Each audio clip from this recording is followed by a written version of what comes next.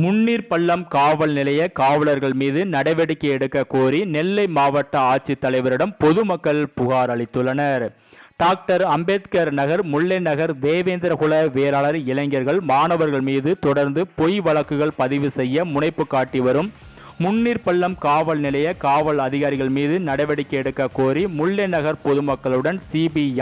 CPML, திராவிடர் தமிழர் கட்சி, தமிழ் புலிகள் கட்சி, தமிழர் உரிமை மீட்பு களம் மாவட்ட ஆட்சித்தலைவரை சந்தித்து அவருடைய அலுவலகத்திலும் திருநெல்வேலி சரக காவல்துறை துணைத் தலைவர் டிஐஜியிடம் புகார் மனு அளித்துள்ளனர்.